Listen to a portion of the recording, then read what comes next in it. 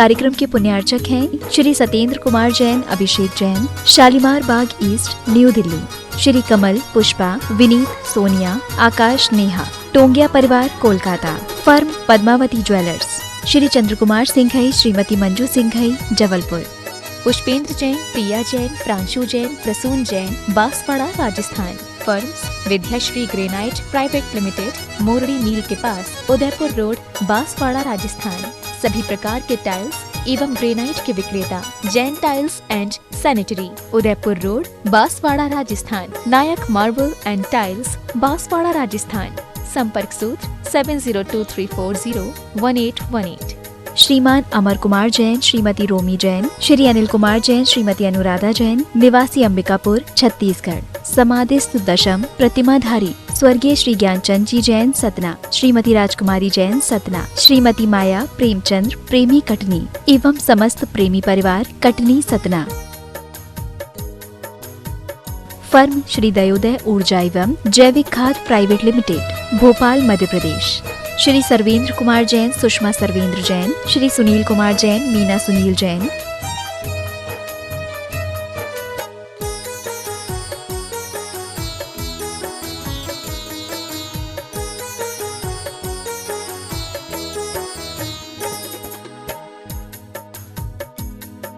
Firm Bade Baba mining and consultancy LLP, Shri numeral and chemical, Arya mineral and techno product, Vidya mineral and processor. Shri Mayank Jain, Shweta Jain, Parv Jain, Prisha Jain, Shravika Jain, Shamli, Uttar Pradesh. Engineer Surendra Kumar Jain, retired chief engineer, Raipur. Engineer Pushpa Surendra Kumar Jain, कार्यपालन अभियंता, रायपुर।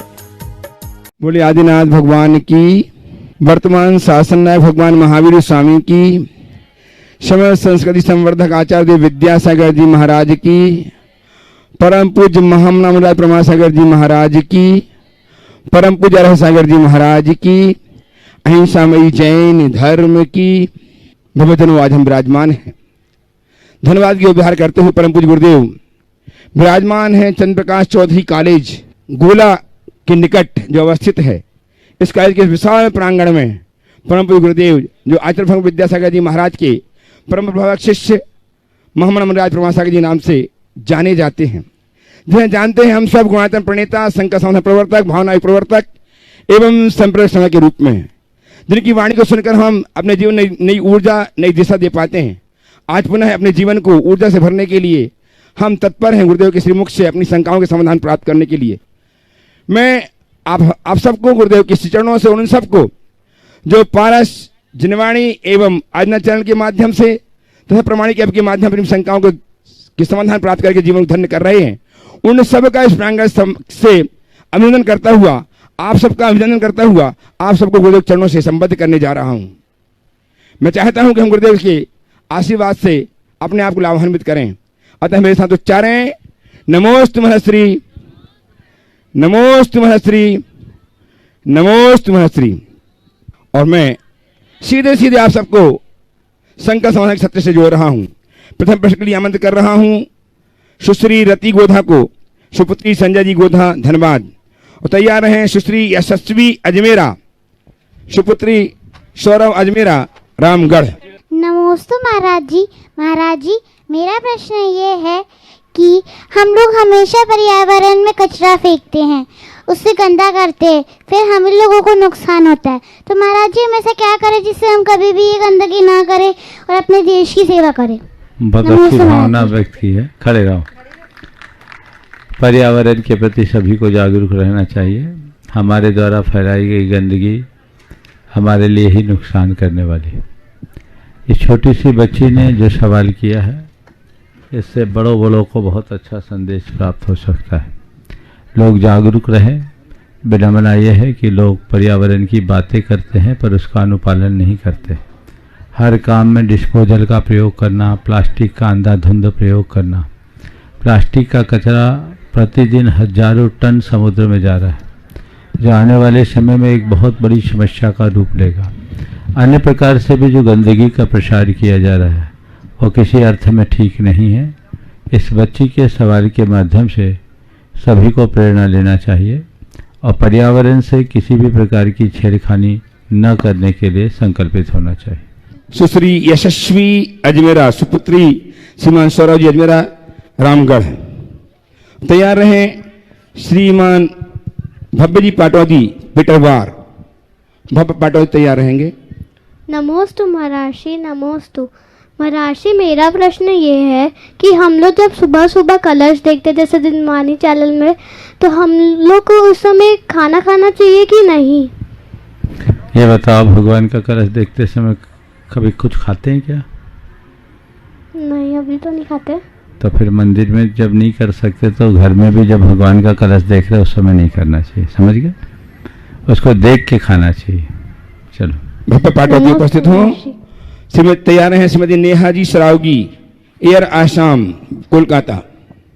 नेहा जी सरावगी तत्पर रहे। नमोस्तु महाराज जी, नमोस्तु। मेरा प्रश्न ये है कि आदिनाथ भगवान के 2 नाम कैसे पढ़े? आदिनाथ भगवान का ऋषभ देव तो उनका मूल नाम था ही, पर युग के आदि में हुए इसलिए उनका नाम आदिनाथ पड़ गया, समझ गए? तो ये नाम अनेक महापुरुषों के जीवन में अलग अलग प्रसंगों में पड़ जाते हैं। ओम। श्रीमती नेहा जी सरावगी, कोलकाता से, एयर आसाम के नाम से जान परिवार जाना जाता है, उपस्थित हो। तैयार हैं श्रीमान सुनील जी आशा जी रारा, डाल्टनगंज, ट्रस्टी गुणायतन। नमोस्तु महाराज जी, नमोस्तु। मेरा प्रश्न ये है कि एक बच्चा जब जन्म लेता है तो हमेशा उस पे माँ का संस्कार क्यों बोला जाता है? क्या उस पे, जिस घर में वो पैदा लिया, जिस घर का वो अन्न खाता है, जिस घर में वो रहता है, क्या वहाँ का संस्कार उस पे नहीं पड़ता है? हमेशा क्यों कहा जाता है कि माँ का जैसा संस्कार है तो बच्चे का वैसा ही संस्कार रहेगा? बहुत अच्छा सवाल। देखो, कोई बीज बोते हैं, बीज से पेड़ उगता है ना। पेड़ में नाम किसका पड़ता है? आम के बीज से ये आम का पेड़ है, ये अनार का पेड़ है, ये इमली का पेड़ है। तो जिसका बीज है उस पेड़ को वो नाम मिलता है, लेकिन वो बीज को उत्पन्न कौन करता है? मिट्टी, धरती, समझ गए? उस बीज का पल्लवन किससे होता है? धरती के रस से। और उसमें स्वाद और उसका सत्व कैसा होता है? धरती के अनुसार। अलग अलग मिट्टी में एक ही गेहूं को वो अलग अलग मिट्टी में बोए गए गेहूं का स्वाद अलग अलग होता है। तो ये किसका प्रभाव है? मिट्टी का। बस पिता बीज है, माँ मिट्टी, संस्कार मिट्टी का ज्यादा पड़ता है, समझ गए? चलिए, आए श्रीमान सुनील जी रारा, आशा जी रारा के साथ डाल्टनगंज से, ट्रस्टी गुणायतन। तैयार हैं श्रीमती ईसा जी राजीव जी जैन, गोमिया। गुरुदेव के चरणों में सब परिवार बारंबार नमोस्तु गुरुदेव, नमोस्तु नमोस्तु गुरुदेव। मेरी एक शंका है, जैसे अपन शांति धारा करते हैं जिस झाड़ी में, उस झाड़ी में अपन को गोला लगाना चाहिए या नहीं? दूसरा है, जैसे शांति धारा करते हैं तो प्रभु के मस्तक पर धारा छोड़ते हैं, तो जैसे हम लोग यहाँ बीच में बोलते हैं कि यंत्र जो कीजिए, उस समय जब क्या बीज अक्षर आते हैं, छिन छिन भिन भिन, तो करना क्या चाहिए, प्रभु के मस्तक पे या यंत्र जी पे? देखिए, सबसे पहले तो हम नारियल क्यों लगाएं?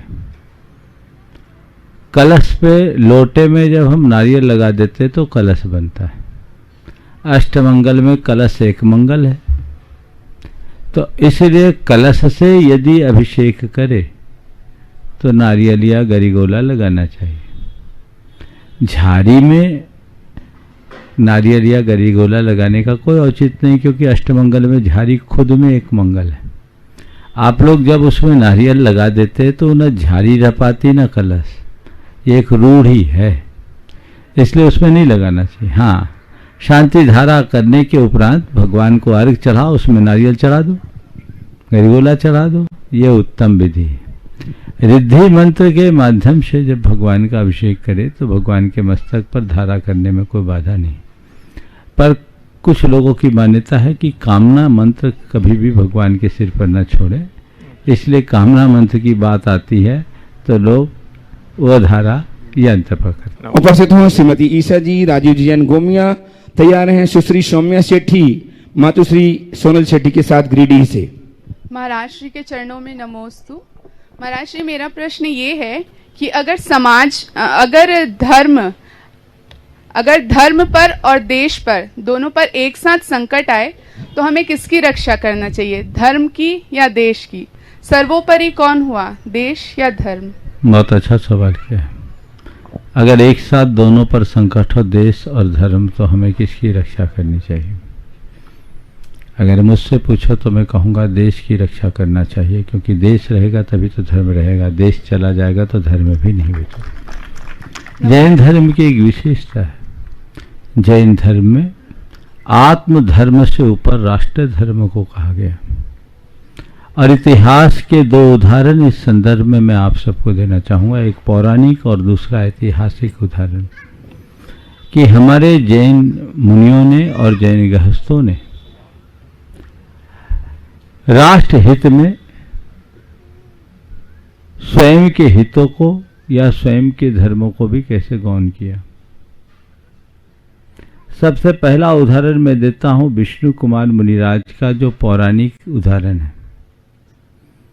बलि राजा का आतंक बढ़ा, उसने मुनियों पर भी उपसर्ग उपद्रव करना शुरू कर दिया। विष्णु कुमार मुनि महाराज को जब पता लगा, वे बड़े व्याकुल हुए, तो उन्होंने उस समय की रक्षा के लिए अपना धर्म त्यागा, मुनि मुद्रा त्याग कर, बामन का भेष बनाकर राजा बलि को सबक सिखाया। ये हम सबको पता है। और दूसरा उदाहरण जो बहुत महत्वपूर्ण उदाहरण है, एक जैन जगत में कालिका आचार्य नाम के एक बड़े आचार्य हुए। उस समय उज्जैनी का एक शासक था गर्दभिल्ल। वो बड़ा दुराचारी था।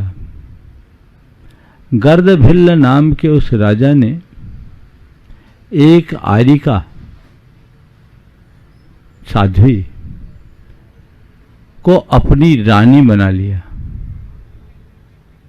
और वो रानी, जिसे रानी बनाया, वो गर्दभिल्ल कालकाचार्य, जो कभी किसी राजा के मंत्री हुआ करते थे, उनकी बहन भी होती थी। उन महाराज को ऐसा लगा कि इस तरह अगर आतंक चलता रहा और सब मूक दर्शक बने रहे तो पूरे देश में अराजकता फैल जाएगी। मैं साधु हो गया हूं, मेरा व्यक्तिगत मुझ पर को उपसर्ग करे तो मैं उसे सब सह सकता हूं, लेकिन यहाँ मेरे द्वारा चुप रहना बहुत बड़े अनर्थ का कारण बन सकता है। इस भाव से प्रेरित होकर उन्होंने अपनी मुनि मुद्रा को त्यागा और एक दूसरा राजा के यहाँ जाकर उसके मंत्री बने, सैन्य बल को संगठित किया, गर्दभिल्ल पर सशस्त्र आक्रमण किया, उसे बंदी बनाया, अपनी बहन को छुड़ाया। ये है राष्ट्र धर्म के लिए आत्मधर्म का उत्सर्ग। ऐसे अनेक प्रसंग इतिहास में घटे हैं, तो हमें ये चीज़ समझना चाहिए और सभी धर्मियों को देखना चाहिए कि राष्ट्र का हित हमारा बड़ा धर्म है। हम राष्ट्र धर्म को प्रमुखता दें, आत्मधर्म का पालन करें। उपस्थित हों श्री सुश्री सौम्या जी सेठी अपनी माता श्री सोनल जी सेठी के साथ गिरिडीह से। तैयार हैं श्रीमान पीयूष जी जयपुर, जो अनन्य गुरु भक्त हैं, गुरु भक्तों में रह करके निरंतर चरण सेवा कर रहे हैं। जयपुर से तालियों का अभिनंदन कीजिए इनका। और सौम्या जी उपस्थित हों। मुनि श्री के चरणों में नमोस्तु नमोस्तु नमोस्तु। महाराज श्री, मेरी शंका ये है कि हम किसी भी व्यक्ति की अगर उसमें 10 अच्छाइयाँ हैं और एक बुराई है, तो हम उस बुराई को याद रखते हैं और उसकी 10 अच्छाइयों को भूल जाते हैं। चाहे वो 10 अच्छे कार्य करता है और एक गलती कर देता है, तो हम उस गलती को याद रखते हैं, बुराई को, उसकी अच्छाई को नहीं। ऐसा क्यों महाराज श्री? मतलब 10 अच्छाई में एक बुराई भारी पड़ जाती है। ये जगत का स्वभाव है। हमें चांद की सुंदरता बाद में दिखती, धब्बा पहले। बुराइयां जल्दी नज़र में आती और हमारे आंखों में खटकती। आज लोक में दोष देखने वाले लोग ज़्यादा हैं, गुण ग्रहण करने वाले कम। इसलिए हमें चाहिए कि हर पल सावधान रहे। हमारी एक छोटी सी कमी हमारे लिए बहुत बड़ी समस्या पैदा कर सकती। हमारे गुरुदेव का एक बहुत सुंदर हाइकू है, तेरी दो आंखें, तेरी दो आंखें, तेरी और हजार, सतर्क हो जा। समझ गए? तो तुम्हारी तो केवल दो आंखें हैं, तुम्हारी तरफ हजारों है। सतर्क हो जाओ, सावधान हो जाओ, कदम कदम पर संभल कर चलो। आइए श्रीमान पीयूष जी, तालियां अभिनंदन करें, तालियां बजा के इनका। निरंतर जयपुर से आकर गुरुदेव चरणों की सेवा में रत हैं और अपने जीवन को धन्य कर रहे हैं। पीयूष जी जयपुर तैयार हैं। श्री भगवान हरीश जी जैन कागजी, दिल्ली ट्रस्टी गुआयतन। मेरे और मेरे परिवार की तरफ से 3 बार नमोस्तु नमोस्तु नमोस्तु। गुरुदेव, हम गुस्सा और क्रोध को बारिश के पानी की तरह हैं, उसको हम किस तरीके से कर सकते हैं कि बारिश के पानी की तरह बरसे और जल्दी शांत हो जाए? गुस्से को पानी की तरह कैसे बनाए? बारिश के पानी की तरह कि बरसे और शांत हो जाए। गुस्से को पानी की तरह कैसे बनाए? बारिश के पानी की तरह कि बरसे और शांत हो जाए। देखो, बारिश का पानी बरसता है तो कल्याण के लिए होता है, पर क्रोध बरसता है तो कभी कल्याणकारी नहीं होता। इसलिए गुस्से को तुम बारिश के पानी की तरह भी मत बनाओ, क्योंकि पानी गिरता है तो धरती पर अंकुर होता है, क्रोध बरसेगा वो तो मिट ही जाएगा। समझ गए? वो तो तेजाब की भांति है। तो गुस्सा बरसे ही नहीं, गुस्से से अपने आप को मुक्त करो, अपने आप को मुक्त करो। और हाँ, अगर कहो तो मैं ये कह सकता हूँ, अपने अंदर के गुस्से को इस तरह सुखा डालो कि कालांतर में वह तुम्हारे अंदर से क्षमा की वर्षा के रूप में बरसे और जीवन आगे बढ़ सके। नमस्ते महर्षि, नमस्ते। आइए श्रीमान हरीश जी कागजी, दिल्ली ट्रस्टी गुआयतन लगातार गुरुदेव चरणों में शरण रह करके सेवा करते हुए जीवन को धन्य कर रहे हैं। तालियां बजाकर अभिनंदन कीजिए इनका। और तैयार हैं श्रीमान गौरव जी, श्रीमती पल्लवी जी अजमेरा, पुत्र वीरेश के साथ रामगढ़ से। मेरे गुरुवर आराध्य देव गुरुवर के चरण मेरा और मेरे परिवार की तरफ से 3 बार नमोस्तु नमोस्तु नमोस्तु। गुरुवर, स्वार्थ के साथ जो संबंध बनते हैं उनका स्वाद क्या हमेशा मीठा रह सकता है? स्वार्थ के साथ बनाए गए संबंधों का स्वाद जी क्या हमेशा मीठा रहता है? इमरती खाए हो जी? कैसा स्वाद होता है? एक बार तो मीठा लगता है जी। कितने दिन तक मीठा रहता है? नहीं तो ये तो एक रसगुल्ला भी तीसरे दिन खट्टा हो जाए। जी बिल्कुल जी। तो बस एक ध्यान रखना, जो भी आरोपित मिठास होगी जी जी जी वो ज्यादा दिन तक नहीं टिकती। आज नहीं कल उसका स्वाद खट्टा होगा, इसलिए हमें इनसे बचना चाहिए। नमस्ते नमस्ते। श्रीमान गौरव जी, श्रीमती पल्लवी जी जैन अजमेरा, वीरेश के साथ रामगढ़ से तैयार हैं। श्रीमती रंजू लोहाड़िया जी जयपुर से। नमोस्तु महाराज श्री। मेरा क्वेश्चन है, सब भगवान जी अलग अलग रंग के क्यों होते हैं? सब भगवान जी अलग अलग रंग के इसलिए होते हैं कि आप हर भगवान का अलग अलग ध्यान कर सको। एक ही रंग के होंगे तो एक में ही सब आ जाएंगे। समझ गए? नमोस्तु महाराज श्री। मेरा प्रश्न ये है कि महाराज श्री, बच्चों की पढ़ाई में एकाग्रता कैसे लेकर आए? एकाग्रता कैसे लाए? जी, बच्चों को पढ़ाई के प्रति जागरूक करें और बच्चों को योग कराएं, उनसे ओंकार की नाद कराएं। ओंकार की गहरी नाद करने से भी एकाग्रता बढ़ती है। अगर बच्चे थोड़ी देर के लिए 5 मिनट का भी भावना योग करते हैं तो उससे भी उनकी एकाग्रता बढ़ती है। और बच्चों को एक बात बताएं कि तुम्हें जो कुछ करना है सो करो, पर एक बात अपने दिमाग में बिठा दो कि पढ़ाई किए बिना तुम्हारा काम नहीं होगा। तो बच्चे धीरे धीरे पढ़ने में अपनी एकाग्रता रखेंगे। खेल कूद के लिए बच्चे को मना न करें, उन्हें खेलने कूदने दें, पर उनसे ये बात बताएं कि खेल कूद के समय खेल कूद करें और पढ़ाई के समय पढ़ाई। तो बच्चों में परिवर्तन आ सकता है। नमोस्तु महाराज। उपस्थित हूँ श्रीमती रंजू जी लोहाड़िया जयपुर से। तैयार हैं रामगढ़ से श्रीमान संजय जी जैन। नमोस्तु महाराज जी, नमोस्तु महाराज जी। दिन में हम रामगढ़ के मंदिर के दर्शन करने गए थे। वहाँ पे हमने तीनों वेदियों में सारी प्रतिमाएं 13-13 देखी। तो ये सम विषम की जो है वो क्या है? आप मतलब वेदियों में अपन सम विषम प्रतिमाएं रखते हैं या पूरी बराबर भी रख सकते हैं?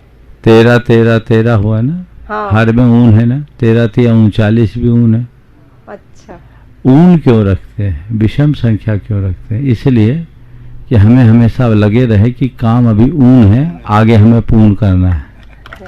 आइए श्रीमान संजय जी रामगढ़ से कर्मठ कार्यकर्ता, आज इनकी शादी की वर्षगांठ में गुरुदेव चरणों की वंदनार्थ यहाँ उपस्थित हुए हैं। हम इनकी शुभकामनाएं देते हुए इनके अच्छे प्रश्न की अपेक्षा करते हैं। मुनिवर के चरणों में मेरा, मेरे परिवार का, समस्त दिगंबर जैन समाज रामगढ़ का नमोस्तु नमोस्तु नमोस्तु। गुरुवर, मेरा प्रश्न है क्षमा करना, क्षमा मांगना, कृतज्ञता प्रकट करना और समय पर चुप्पी धारण करना, इन तीनों के विवेकपूर्ण इस्तेमाल से हम क्षणांश से चूक जाते हैं अक्सर, और उसकी विवेचना तुरंत करते हैं कि ये हो सकता था। तो क्या ये हमारे आत्मबल की कमी को दर्शाता है, और इसको पुष्ट करने के लिए हम क्या कर सकते हैं?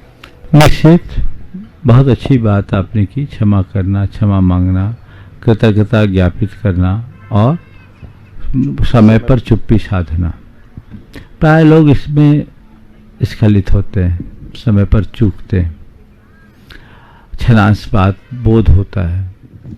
ये एक कमजोरी है संस्कारगत,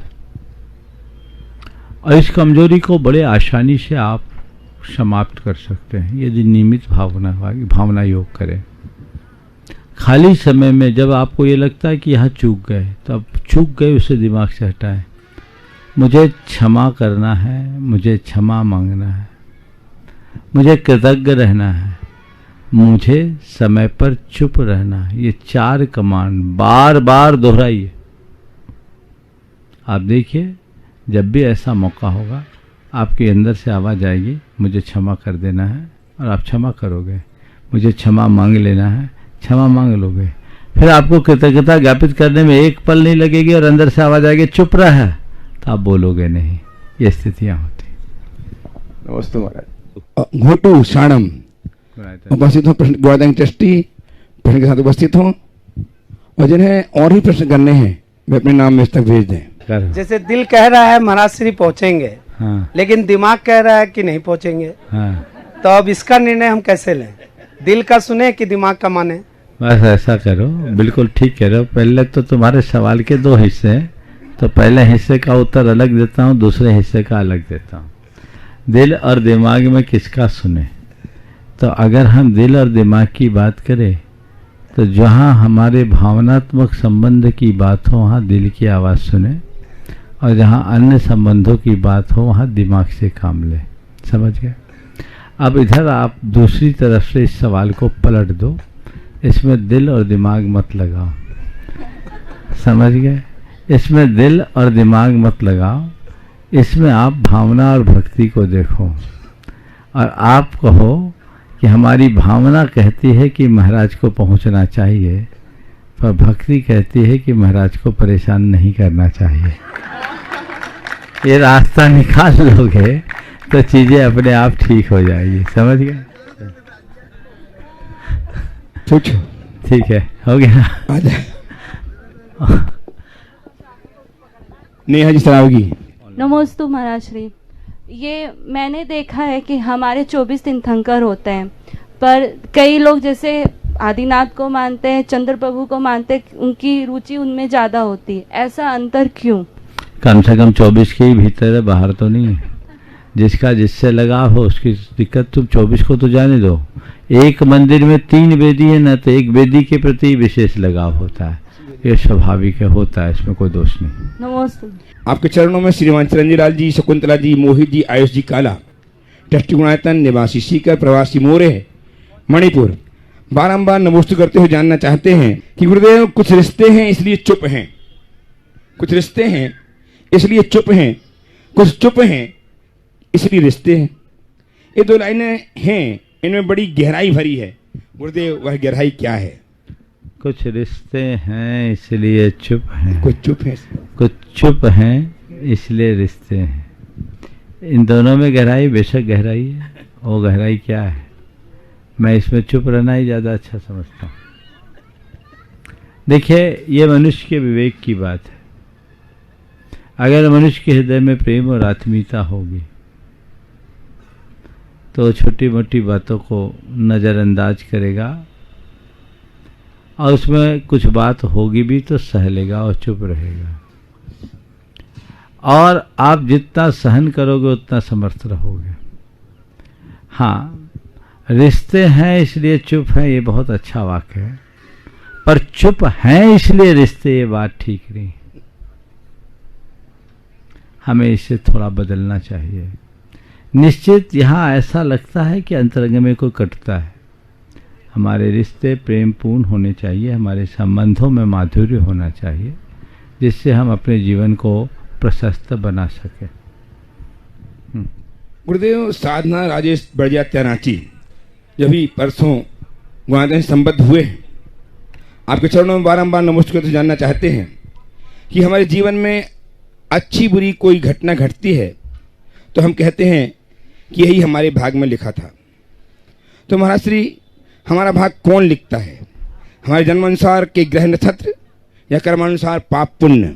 देखिए, ऐसा कोई लेखक नहीं है जो हमारा हिसाब किताब या लेखा जोखा करता हो। सच्चे अर्थों में देखा जाए तो मनुष्य खुद अपने भाग्य का निर्माता है, और हमारा लेखा जोखा कोई नहीं करता। हमारी अपनी प्रवृत्तियां ही हमारा सारा लेखा जोखा कर देती है। ये सारा सिस्टम ऑटोमेटिक है। जैसे हम यहाँ बोल रहे हैं, सामने सब रिकॉर्ड हो रहा है, कैमरे लगे हैं, उसमें रिकॉर्ड हो रहा है और रिले भी हो रहा है। ऐसे ही हम जैसी प्रवृत्तियां करते हैं वैसे कर्म के संस्कार हमारी आत्मा से जुड़ जाते हैं। वो हमें दिखते नहीं है, लेकिन हम जैसी प्रवृत्तियां करते हैं वैसे संस्कार हमारी आत्मा में जुड़ते हैं, और वे संस्कार ही कालांतर में पककर हमारे जीवन में अच्छा बुरा परिणाम देते हैं। तो उससे हमारा अच्छा बुरा जीवन बनता है, वही हमारा भाग्य बनता है, वही हमारा प्रारब्ध कहलाता है। तो अपने जीवन को अच्छा बनाने के लिए हमें चाहिए कि हम अपनी प्रवृत्तियों के प्रति सजग और सावधान रहें। गुरुदेव, हिमानी जैन उत्तर प्रदेश आगरा से आपके चरणों में बारंबार नमस्कार जानना चाहती हैं कि गुरुवर, मेरा मन करता है कि मैं आजीवन ब्रह्मचर्य का नियम ले सकूं, लेकिन परिवार वाले बिल्कुल मना कर देते हैं और सब लोग शादी के लिए फोर्स करते हैं। कहते हैं नियम लेकर रोटी भी नसीब नहीं होगी, बुढ़ापा कैसे कटेगा, न ही कहीं गुरु के चरणों में आजीवन रहने देते हैं। ऐसे में गुरुवर, मैं क्या करूं, कैसे धर्म में आगे बढ़ूं? देखिए, माँ बाप का काम है रोकना, वो तो रोकेंगे। हर माँ बाप को अपने बच्चों के प्रति थोड़ी सी ममता भी रहती है और इस क्षेत्र में थोड़ा डर भी रहता है। तो माँ बाप अपना काम कर रहे हैं, आप अपनी दृढ़ता का परिचय दें, आप अंदर से मजबूत बनाएं। और आपके अंदर दृढ़ता होगी तो एक दिन आपके घर वाले खुद आपको गुरु चरणों में पहुंचा देंगे। आप अपने आप को मजबूत बनाइए, खुद के अंदर झांक कर देखिए कि मैं इस लायक हूँ कि नहीं। हमारे संग में ऐसे अनेक आरिकाएँ हैं जिनके घर वालों ने शुरुआत में बहुत प्रतिवाद किया और वो अंदर से इतने मजबूत रहीं कि घर वाले अंततः गुरु चरणों में उन्हें पहुँचाया और आज एक अच्छी आरिका के रूप में सत्संग में स्थापित है। तो आप लोग भी इस तरीके से कर सकते हैं, पर जब तक अंदर से दृढ़ता ना हो तब तक ब्रह्मचर्य या वैराग्य की बात करना सही नहीं है। पहले अपने आप को मजबूत बना ले। जो वैरागी होता वो रोटी की चिंता नहीं करता, रोटी तो उसके पीछे भागती है। लेकिन ये सब बातें अगर कहीं आपको प्रभावित कर रही है तो निश्चित ऐसा लगता है कि अंदर से कहीं न कहीं कोई कमी है। गुरुदेव, हैदराबाद से श्रीमती रेखा जी जैन आपके चरणों में बारंबार नमोस्तु करते जानना चाहती हैं कि गुरुवर, व्यवहार में बोला जाता है कि समय आएगा तो काम हो जाएगा, तो तत्वार्थ सूत्र के अनुसार ये जो काल लब्धि के बारे में बताया गया है वह व्यवहार में कैसे समझा जाए? देखिए, इसमें ज़्यादा दिमाग मत लगाइए। आप अगर ये सोचकर हर जगह लगेंगे कि समय आने पर काम हो जाएगा तो आप कोई काम ही नहीं कर पाएंगे। तो आप काम करने का उद्यम कीजिए, और लगातार उद्यम करने के बाद भी अगर काम न हो तो उद्विग्न मत होइए। ये सोचिए कि अब इसका समय नहीं आया, समय आएगा तो हो जाएगा। लेकिन चेष्टा किए बिना आप ये धारणा बना लेंगे कि जब समय आएगा तब हो जाएगा, तो न समय आएगा न काम होगा। हमारे हाथ में जो है हमें वो देखना चाहिए। हमारे हाथ में जो पुरुषार्थ है वो हम सतत करते रहें, परिणाम जो भी मिले उसे सहज रूप से स्वीकार करें। गुरुदेव सुरेंद्र कुमार जी जैन कोलकाता, जो मुनि व्यवस्था समिति में सुरक्षा मंत्री पद पदस्थ हैं, आपके चरणों में बारंबार कोटि कोटि नमस्ते करते हुए जानना चाहते हैं कि गुरुदेव आजकल सांधना कराने, करने और दिखाने की चलन में होड़ मची है। ये तो सब ठीक है, परंतु गुरुदेव अनेक लोगों के द्वारा मंत्रोच्चार के में बहुत ज्यादा अशुद्धि होती है। अशुद्ध मंत्रोच्चार किया जाता है, तो क्या अशुद्ध उच्चारण फलदायी होगा? देखिए, जो भी शांति धारा आदि कराते हैं इसका बड़ा महत्व है, करना चाहिए, पर मंत्रों की शुद्धि होनी चाहिए। जो शुद्ध उच्चारण करने में समर्थ है उन्हें ही शांति धारा के मंत्र बोलना चाहिए, जो उसमें समर्थ नहीं है उनको नहीं बोलना चाहिए। गुरुदेव संपत लाल जी छावड़ा कोलकाता अपनी सुपुत्री सुनीता जी की शंका प्रस्तुत करना चाह रहे हैं। वे कहते हैं गुरुदेव, जिसे हम आत्मसम्मान या स्वाभिमान मान रहे होते हैं वह सामने वाले की नज़र में हमारा अहंकार लगने लगता है। ऐसे में हम स्वाभिमानी हैं या अहंकारी, इसे कैसे पता करें? इसका मापदंड क्या है? अनेक बार मैंने स्वाभिमान और अभिमान के बीच की बारीक रेखा का स्पष्टीकरण किया। ये सच है कि प्राय लोग अपने अभिमान को ही स्वाभिमान दे देते, नाम दे देते। स्वाभिमान और अभिमान दोनों अलग अलग चीज है। अपने मन में मान की चाह ही स्वाभिमान है, और खुद के अपमान से अपने आप को बचाए रखना, अपनी गरिमा को बनाए रखना, मेरा अपमान न हो, इस जागरूकता का नाम स्वाभिमान है। कोई मुझे सम्मान दे, इसकी चाह जब तक मन में है तब तक वो अभिमान है।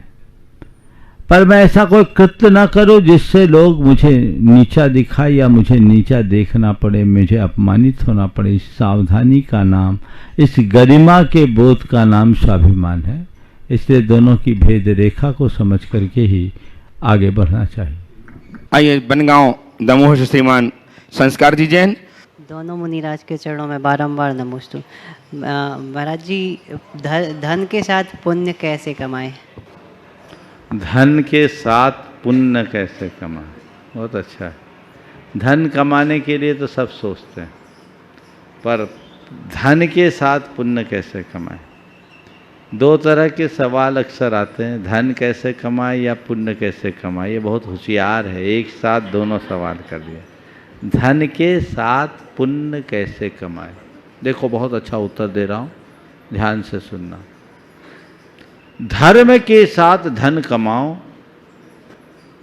धन भी कमाओगे और पुण्य भी कमाओगे। धर्म के साथ धन कमाने का मतलब क्या है? नैतिकता और प्रामाणिकता के साथ धन कमाओ, नीति न्याय के साथ धन अर्जन करो, हिंसा और शोषण से मुक्त होकर धनोपार्जन करो। ये धर्म युक्त धनार्जन है। इस तरह के धनोपार्जन करने वाले अतिरिक्त पाप अर्जन नहीं करते। और कहा जाता है साधन की शुद्धि से साध्य की शुद्धि होती। तो यदि सही साधन से व्यक्ति धनार्जन करेगा तो उसकी बुद्धि भी निर्मल होगी। फिर वो धन का उपभोग पाप में न करके परमार्थ के कार्य में करेगा।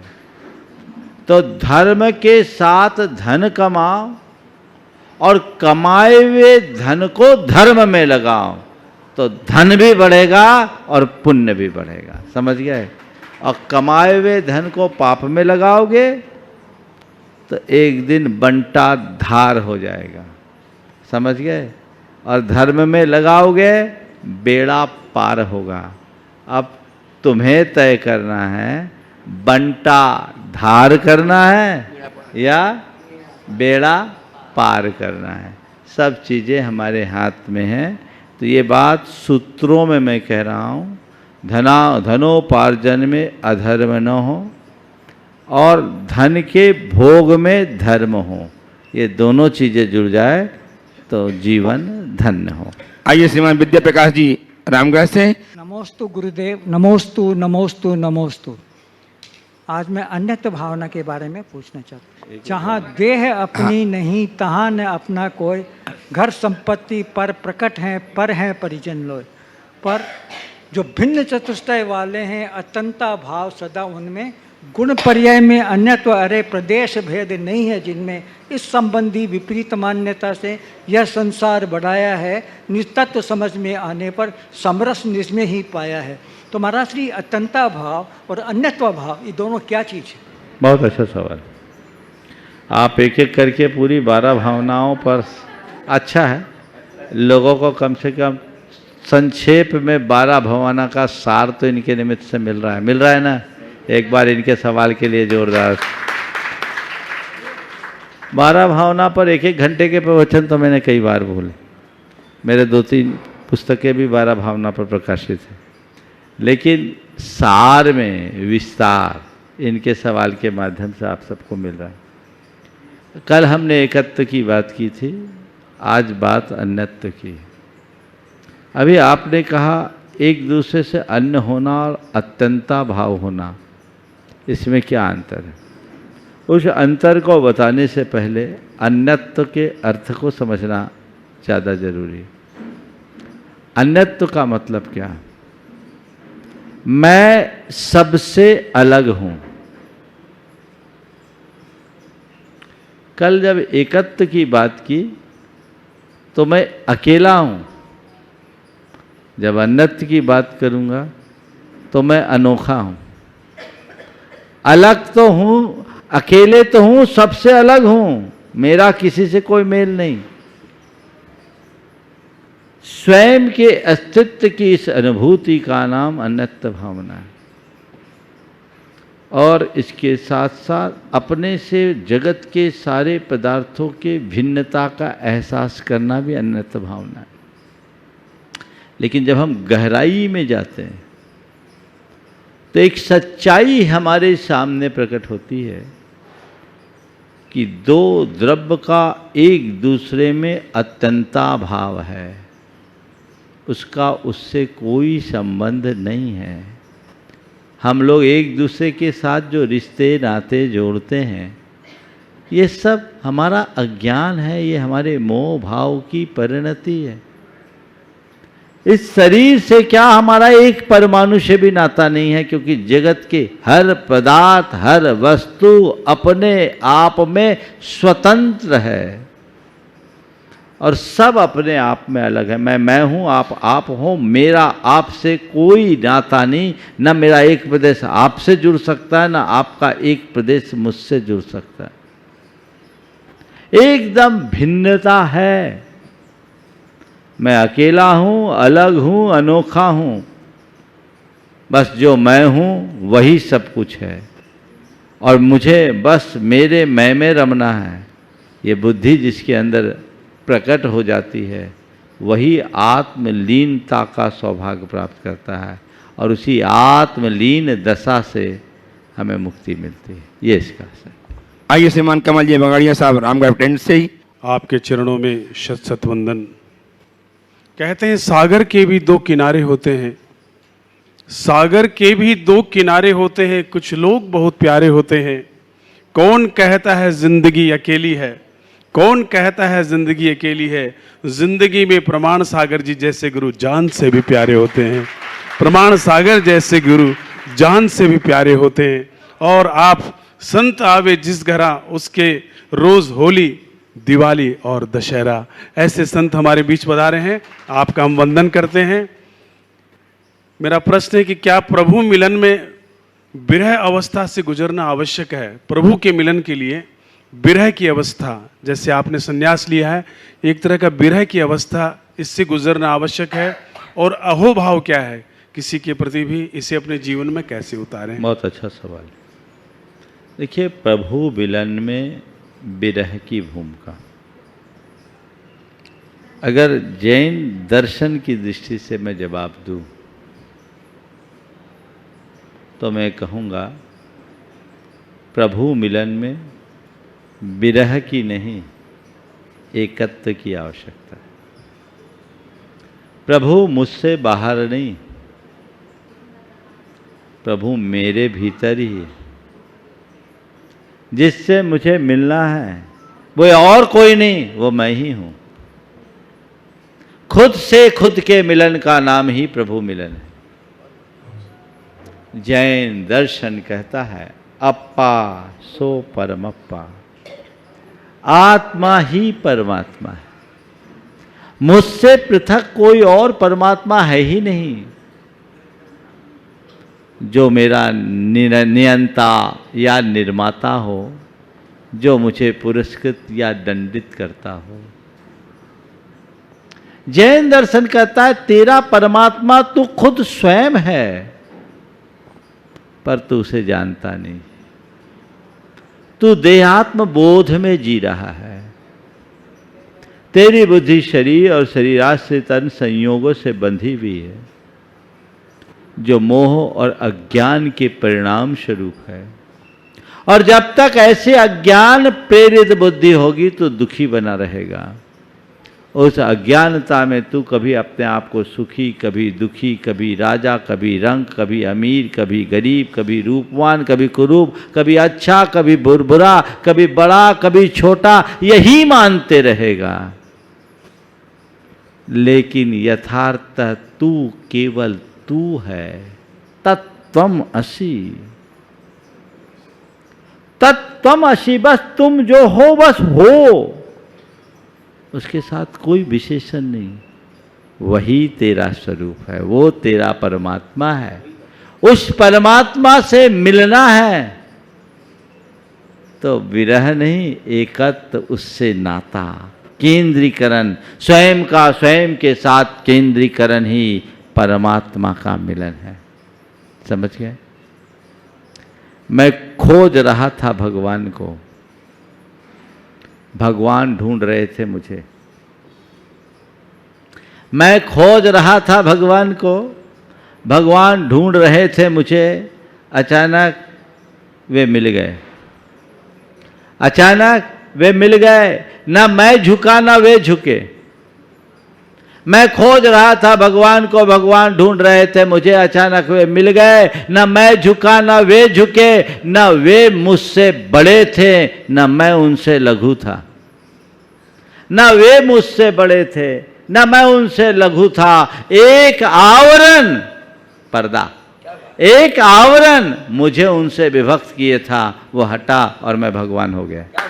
बोलिए प्रमाण सागर महाराज की। तो अपने भीतर खोजो, खुद के भीतर खोजो, और जिस दिन तुम उसे समझ लोगे उसी दिन अपने जीवन को पूर्ण बना लोगे। समझ गए? लोक में जब हम अपने से भिन्न किसी सर्वशक्तिमान परमात्मा की धारणा पर विश्वास करते हैं, तब हमें लगता है कि उससे मिलने के लिए जो हमसे भिन्न कहीं और है, हमें सबसे नाता तोड़ना हो। लेकिन जैन धर्म कहता है नहीं, निज से नाता जोड़ दो, फिर किसी से नाता तोड़ने की भी जरूरत नहीं है। अपने आप से नाता जोड़ो। समझ गए? अब रहा दूसरा सवाल, अहो भाव क्या है? अहो अहो अहो हमारे मुख से कब निकलता है? अहो, जब हम अपने आप को कृतार्थ, कृतकृत या धन्य महसूस करते हैं, है ना? अहो हो आ निकलता है। अपने आप को कृतकृत, कृतार्थ या जब धन्य महसूस करते हैं तो अपने आप अहो अहो अहो अहो निकलता है। बस स्वयं को कृतकृत, कृतार्थ और धन्य भाव से भर लेना ही अहो भाव है, जो हमारे भीतर की भाव विशुद्धि का द्योतक है। हम जब भक्ति करें, पूजा करें, पाठ करें, भगवान के चरणों में आए, उस घड़ी हमारे हृदय के जो उद्गार हैं वे सब अहो भाव। हे प्रभु, आहा आज धन्य हो गया, धन घड़ी यो, धन दिवस यो ही, धन जन्म मेरो भयो, अब भाग मेरो उदय आयो, दरस प्रभु जी को लख लयो। ये अहो भाव है, और अहो भाव जितना बढ़ेगा अहम भाव उतना घटेगा। अहो भाव बढ़ाओ, अहम भाव घटाओ। आज अक्सर अहो भाव घट रहा है, अहम भाव बढ़ रहा है। कायदे से कई जहां अहो भाव होना चाहिए वहां भी अहम भाव दिखने लगता है ना। अब आपका एक पूरक सवाल मैं आपकी तरफ से उठा लेता हूं, क्योंकि दोनों उत्तरों में परस्पर विरोधाभास है। एक तरफ मैंने कह दिया कि भगवान तो मेरे भीतर है, और दूसरी तरफ मैंने भगवान के दर्शन के समय अहो भाव की बात की। तो आप कहोगे महाराज जी, जब आप लोग कहते हैं कि तेरा प्रभु तेरे ही भीतर है, तो बाहर प्रभु को क्यों पूजना? फिर हम ये 24 तीर्थंकरों की उपासना क्यों करते हैं? ये सवाल आपके मन में आ सकता है, हो सकता है आप कल पूछते, मैं आज ही आपकी तरफ से उठवा रहा हूँ। अब ये सवाल आ सकता है, पर इसे समझिए। एक बार एक दर्शन शास्त्र की प्रोफेसर मुझसे चर्चा में एक बात कही कि महाराज जी, मुझे जैनिज्म की सब बातें समझ में आती, पर एक बात समझ में नहीं आती कि आप जैन लोग ईश्वर को मानते हो, पर ईश्वर के कर्तृत्व को क्यों नहीं मानते? वो दर्शन शास्त्र की प्रोफेसर थी, दर्शन की भाषा में उन्होंने मुझसे सवाल किया कि आप जैन लोग ईश्वर को मानते हैं, ईश्वर के कर्तृत्व को क्यों नहीं मानते? देखिए ना, ईश्वर ने मुझ पर कितनी बड़ी कृपा की। देखिए ना, ईश्वर ने मुझ पर कितनी बड़ी कृपा की। मेरे पति की किडनी खराब हो गई थी, दोनों किडनियां खराब हो गई थी, ईश्वर ने उसे ठीक कर दिया। मेरे पति की दोनों किडनियां खराब हो गई थी, ईश्वर ने उसे ठीक कर दिया। मैंने कहा बहन जी, यदि ये बात है तो मुझे आपके ईश्वर पर संशय है। बहन जी, यदि ये बात है तो मुझे आपके ईश्वर पर संशय है। बोले क्यों? मैंने कहा अगर ईश्वर को किडनी ठीक ही करनी थी तो खराब किसने की? अगर ईश्वर ने किडनी ठीक की तो खराब करने का भी दोष उस पर ही जाएगा, आरोप उसी पर ही लगेगा। तो उन्होंने कहा महाराज ये बात ठीक समझ में आई, फिर आप लोग ईश्वर की पूजा क्यों करते? आपके सवाल के संदर्भ में मैं उत्तर, मैं जो आपके संभावित सवाल के संदर्भ में उत्तर दे रहा हूँ। तो मैंने कहा आप दर्पण देखती हैं? बोले हाँ देखती हूँ। क्यों देखती हैं? इसलिए कि चेहरे में कोई दाग धब्बा ना हो। तो क्या दर्पण आपके चेहरे के दाग धब्बे को साफ कर देता है? ना ना ना महाराज, दर्पण हमारे दाग धब्बे को भले साफ न करता हो, पर दर्पण में हम दाग धब्बे को देखकर खुद साफ कर लेते हैं। तो मैंने कहा बस इसीलिए हम भगवान के पास जाते हैं। भगवान हमारे दर्पण हैं, दर्पण है, उनके सामने उनकी छवि में हमें अपनी असली छवि का दर्शन होता है, हमें अपने भीतर के भगवान होने का एहसास होता है, और हमें दिखता है कहाँ कोई दाग धब्बा है, हम अपनी भाव विशुद्धि से उसे साफ कर लेते हैं। जैन धर्म में ईश्वर उपासना के पीछे यही दृष्टिकोण है, और वो हम अहो भाव से भर करके ही कर सकते हैं। आइए श्रीमान संजय जी जैन हजारीबाग से। नमोस्तु मराश्री, नमोस्तु मराश्री, नमोस्तु पराश्री। मराश्री, जो मेरा क्वेश्चन है प्रैक्टिकल बिजनेस में जो प्रॉब्लम आ रही है उससे संबंधित प्रॉब्लम से संबंधित क्वेश्चन है। जिस बिजनेस में मैं हूँ उसमें बहुत बार डीलर मीट कराना पड़ता है, डीलर की मीटिंग करानी पड़ती है। क्या के? डीलर मीट करानी पड़ती है। कंपनी का प्रेशर रहता है कि मीट कराओ तो उसमें कॉकटेल हो, कॉकटेल समझ रहे हैं? हाँ, कॉकटेल हो, नॉन वेज वगैरह हो, उस प्रकार करना पड़ता है, पर हम लोग अलाउ नहीं करते हैं। तो होता क्या है कि अटेंडेंस डीलर का कम हो जाता है। तो कंपनी का प्रेशर रहता है कि डीलर का अटेंडेंस कम हो जा रहा है और कैसे इसको किया जाए। तो कंपनी एक नया तरीका ढूंढ लिया। अब क्या करता है कंपनी कि डीलर मीट अपने करा लेता है, डेबिट हमको कर देता है, यानी खर्चा का डेबिट हमको करता है, पैसा हम ही को देना पड़ता है। तो हम क्या करें? मैं एक घटना सुनाता हूँ। ज्ञानी जैल सिंह जब भारत के राष्ट्रपति हुआ करते थे, उनका एक कार्यक्रम इंदौर में हुआ। इंदौर में वहाँ के डिप्टी कलेक्टर थे सुरेश जैन। उनके जिम्मे उनके भोजन पानी के प्रबंध की व्यवस्था थी। अब ये जैन, उनके भोजन में सब तरह के भोजन की बात थी। इन्होंने कहा मैं नौकरी छोड़ दूंगा, पर ऐसा तो करूँगा नहीं। उन्होंने एक की नहीं सुनी, बड़े धाकड़ अधिकारी थे, और उन्होंने उनका अति उत्तम प्रबंध किया, शुद्ध शाकाहारी व्यवस्था की। शुरुआत में बड़े अधिकारियों ने नाराजगी जताई, लेकिन उनकी वो अपनी बात पर अड़े रहे, दृढ़ रहे, और खुद ज्ञानी जैल सिंह ने उनकी सराहना की कि ये सिद्धांत निष्ठता का द्योतक है, और उन्होंने उनके द्वारा उपलब्ध कराए गए भोजन की भी खुले मन से प्रशंसा की। मैं ये उदाहरण केवल इसलिए सुना रहा हूँ, अगर हम मजबूत हैं तो कंपनी को भी झुकना पड़ेगा। आप उनसे सीधे बोलिए, जो कार्य हम खुद नहीं करते हम उसकी अनुमोदना भी नहीं करेंगे। आप भोजन कराने की बात करते हैं, हम बिना ड्रिंक के और बिना नॉन वेज के एक क्लास कराएंगे। आप 5 स्टार होटल में मीट कराना चाहते हैं, हम वो करा देंगे। मेन्यू आपका, मीनू हमारा, हम कराएंगे। अगर आपने इसे प्रोवाइड किया, हम रिफ्यूज करते हैं। इससे हमारी धार्मिक भावनाएं आहत होती है, हम ये कार्य नहीं कर सकते, और सच्चे अर्थों में हमारे मौलिक अधिकारों का हनन भी है। जूझना पड़ेगा, सामना करना पड़ेगा, और एक बार दृढ़तापूर्वक अपनी बात को रखोगे तो दोबारा फिर वो कभी कहेंगे भी नहीं, प्रयास भी नहीं करेंगे। उनको ऐसा ऐसा भोजन कराओ कि लोग दंग रह जाए। समझ गए? अभी एक और बता रहा हूँ। 3 साल पहले एक अंतर्राष्ट्रीय कार्यक्रम हुआ ऑर्गेनिक फार्मिंग का, और उसके कोऑर्डिनेटर थे रोहित जैन, इंदौर के, उदयपुर के, जो उन दिनों इस संगठन के राष्ट्रीय महामंत्री। उसके जिम्मे वहाँ का पूरा भोजन था।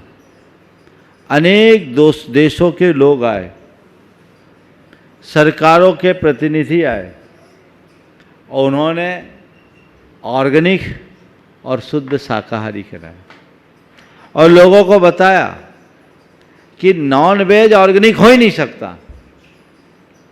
और दृढ़तापूर्वक 3 दिन की मीट थी, उस मीट में उन्होंने 3 दिन के अंतर्राष्ट्रीय स्तर के कार्यक्रम में शुद्ध शाकाहारी भोजन और उनकी भोजन की भूरी भूरी प्रशंसा की गई।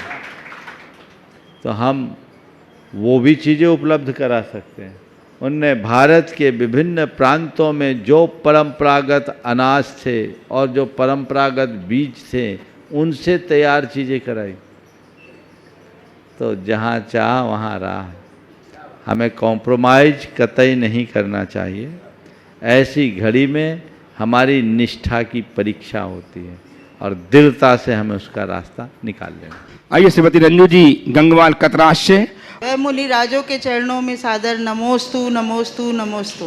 महाराज श्री, क्या हमारा खुश रहना हमारे खुद के ऊपर निर्भर करता है? अगर कोई व्यक्ति के पास सब कुछ है और जो नहीं है उसको लेकर वो दुखी रहता है, जैसे किसी के पास कुछ है, सब कुछ है, और जो चीज़ नहीं है उसको लेकर वो दुखी रहता है, और जो चीज़ है उसको लेकर वो खुश नहीं है, तो उस आदमी को कैसे खुश रखा जा सकता?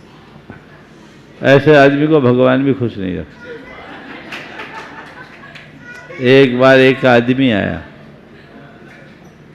उसके साथ उसकी धर्म पत्नी भी थी। चेहरा थोड़ा उदास सा दिख रहा। मैंने पूछा, भाई क्या बात है, बहुत परेशान से दिख रहे। बोले क्या करूं महाराज, 2 लाख का नुकसान हो गया। 2 लाख का नुकसान हो गया। मैंने पूछा क्या हो गया?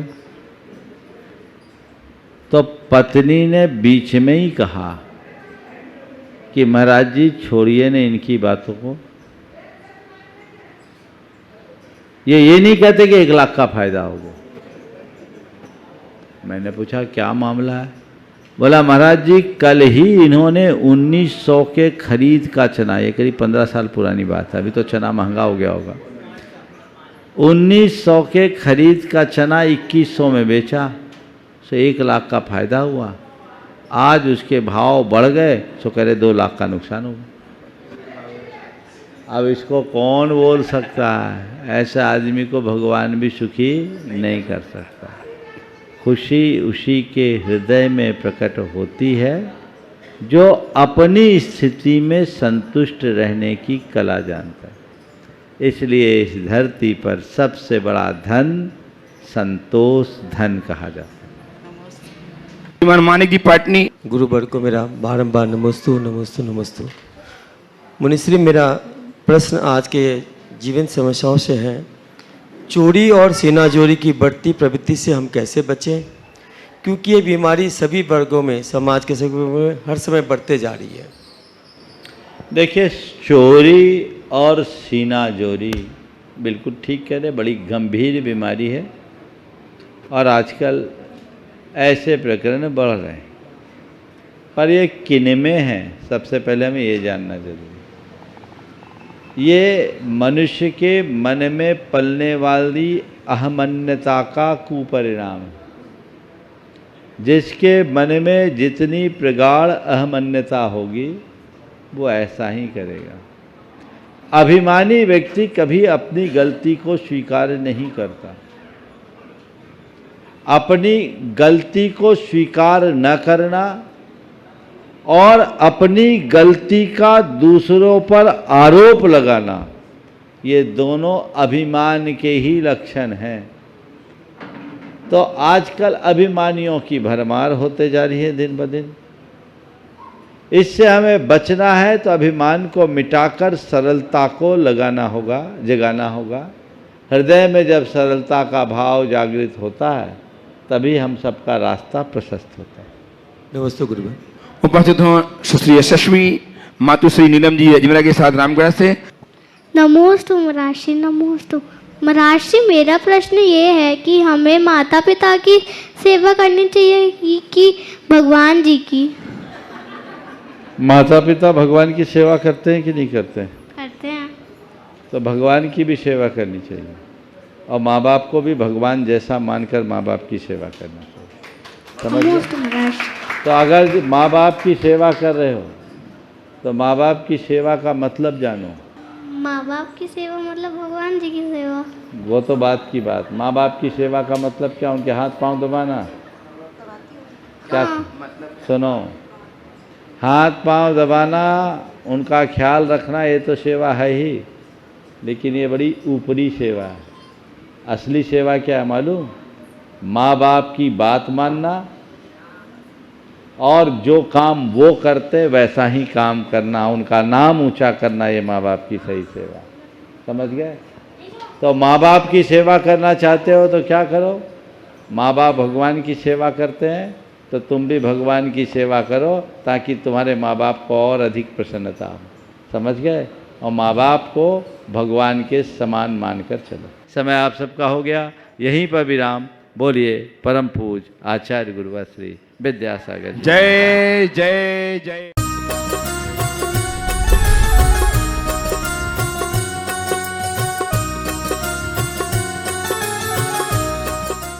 इस कार्यक्रम के पुण्यार्चक थे श्री सत्येंद्र कुमार जैन, अभिषेक जैन, शालीमार बाग ईस्ट, न्यू दिल्ली। श्री कमल, पुष्पा, विनीत, सोनिया, आकाश, नेहा, टोंगिया परिवार, Kolkata. Firm Padmavati jewellers. Shri Chandra Kumar Singhai, Shrimati Manju Singhai, Jabalpur. Pushpendra Jain, Priya Jain, Pranshu Jain, Prasoon Jain, Banswara, Rajasthan. Firms Vidyashri granite private limited, Mordi mill के पास, उदयपुर रोड, बांसवाड़ा, राजस्थान। सभी प्रकार के टाइल्स एवं ग्रेनाइट के विक्रेता, Jain tiles and sanitary, Udaipur road, Banswara, Rajasthan. Nayak marble and tiles, Banswara, Rajasthan. संपर्क सूत्र 7023401818। श्रीमान अमर कुमार जैन, श्रीमती रोमी जैन, श्री अनिल कुमार जैन, श्रीमती अनुराधा जैन, निवासी अंबिकापुर, छत्तीसगढ़। समाधिस्थ दशम प्रतिमाधारी स्वर्गीय श्री ज्ञानचंद जी जैन, सतना। श्रीमती राजकुमारी जैन, सतना। श्रीमती माया प्रेमचंद्र, प्रेमी, कटनी एवं समस्त प्रेमी परिवार, कटनी, सतना। फर्म श्री दयोदय ऊर्जा एवं जैविक खाद प्राइवेट लिमिटेड, भोपाल, मध्य प्रदेश। श्री सर्वेंद्र कुमार जैन, सुषमा सर्वेंद्र जैन, श्री सुनील कुमार जैन, मीना सुनील जैन।